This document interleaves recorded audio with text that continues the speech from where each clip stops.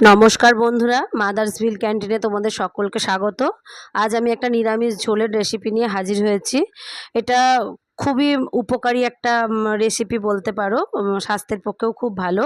আমি কিছু সবজি নিয়েছি এখানে, বাগানের গাছ থেকে তোলা বরবটি, আর গাছেরই একটা ঝিঙে, আর ওই কিছু কুঁদরি যেটাকে আমরা তরুলি বলি, আর আলু।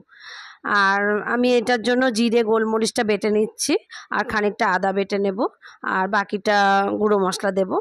এখানে বাটা মশলা দিয়েই বেশি ভালো হয়, কিন্তু ধনেটা বাটতেও কষ্ট, আর ধনেটা এই মুহূর্তে আমার কাছে নেই, ওই জন্য ধনের গুঁড়ো দিয়ে আমি চালিয়ে দেব।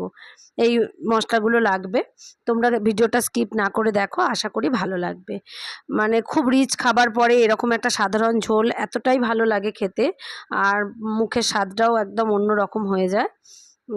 খুব যে খুব যে তেল লাগবে তাও না, অল্প তেলেই রান্নাটা হবে। তোমরা দেখো, আশা করি ভালো লাগবে। ফোড়নে কাঁচা লঙ্কা আর 5 ফোড়ন দিলাম। 5 ফোড়নের রাঁধুনি আছে, তবুও এই ঝোল সেহেতু একটু রাঁধুনি ফোড়নে দিলাম। ওদিকে বাটনাটা হোক, আমি এদিকে এটা ভাজতে ভাজতে বাকি বাটনাটা করব। একবার বেটে রেখে দিয়েছি, তাতে ভালো জিনিসটা তাড়াতাড়ি হয়ে যাবে বাটাটা, একটু ভিজলে।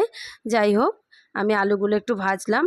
খুব সামান্য তেলে আমি রান্নাটা করব, দেখো। আর তোমাদের ঘরে যা সবজি থাকবে সব কিছুই দিতে পারো। এর মধ্যে পটল দেওয়া যায়, আমি শীতের সময় গাজর দিই, আর বাঁধাকপির ভিতরের পাতাগুলো, ভিতরের পাটটা সেটাও দিই। এর মধ্যে ফুলকপি ভালো করে ভাপিয়ে একটুখানি সেটাও দিই। শীতের সবজিগুলো দিয়েও ভালো হয়। আজকের রান্নার প্রত্যেকটাই বাড়ির গাছের জিনিস, আর শুধুমাত্র আলুটাই এখানে কেনা সবজির মধ্যে পড়ছে। যাই হোক, তোমরা দেখো, এইভাবে হালকা ভেজে নিয়ে আমি নুন হলুদ দিয়ে চাপা দিয়ে দেবো। হলুদ দেবো একটু, খুব বেশি তো লাগে না, সামান্যই হলুদ লাগলো, আর লবণটা স্বাদ মতো দেবো। দিয়ে আমি এখন জল দিয়ে চাপা দিয়ে দেবো। খুব সহজ একটা রেসিপি, একদম সহজ রান্না, আর খেতে খুব ভালো লাগে।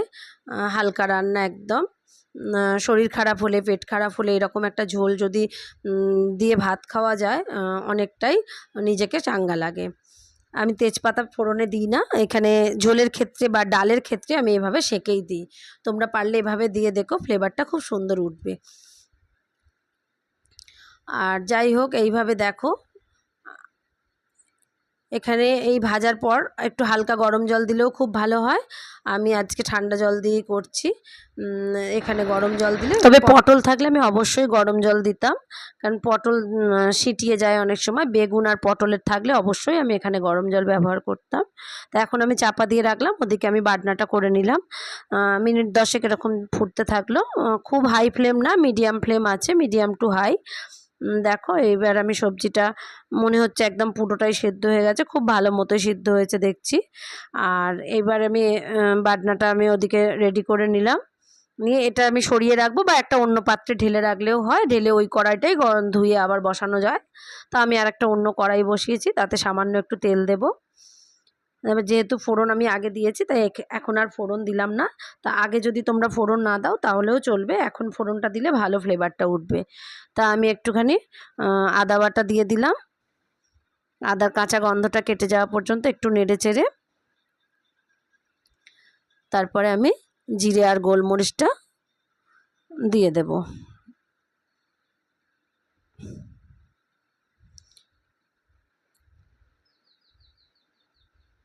এবার আমি 1 চামচ ধনে নিয়ে একটু জল দিয়ে ওই পাত্রের মধ্যে ওর মধ্যে দিয়ে দিলাম। জিরে আর ধনেটা পেট ঠান্ডা রাখতে খুব কাজে দেয়, আর গোলমরিচ তো খুবই একটা উপকারী জিনিস। তাই এই তিনটেই ঝোলের মধ্যে পড়লে আরও টেস্টও হয়, যেমন তেমনি স্বাস্থ্যের পক্ষেও খুব ভালো হয়। কিছুই না, খুব সাধারণ রান্না, কিন্তু এই খেতে হয় অসাধারণ, আর খুব মানে শরীরের পক্ষে খুব ভালো একটা খাবার। এখানে জ্যান্ত মাছ দিয়েও করা যায়, তবে আমি আজকে নিরামিষে ঝোলটা করলাম, মাছটা আলাদাই করব। আর এই জ্যান্ত মাছ, যে রুই কাতলা মাছ দিয়েও এই ঝোলটা খুব ভালো লাগে। তোমরা বন্ধুরা একবার হলেও করে দেখবে। আর যদি মিষ্টি খাও তো সামান্য এর মধ্যে একটু মিষ্টি দিয়ে দেবে, ভালো লাগবে। দেখা হবে পরবর্তী কোনো ভিডিওয়। ভালো থেকো বন্ধুরা, নমস্কার।